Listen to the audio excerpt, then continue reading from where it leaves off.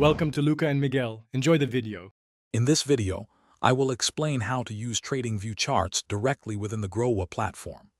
This integration provides you with advanced charting tools and features to help you analyze market trends more effectively. You can leverage these powerful capabilities to make more informed trading and investment decisions, all seamlessly integrated within your Groww account.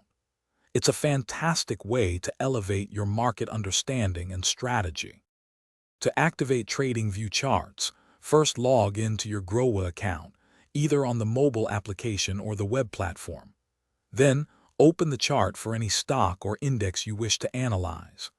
On the chart screen, you will typically find a Settings or More option, often located near the top right.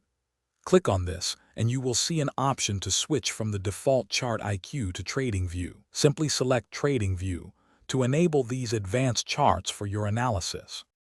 Once TradingView charts are active, you gain access to a wealth of advanced tools. You can apply numerous technical indicators, such as Supertrend or Bollinger Bands, to identify market patterns and potential reversals.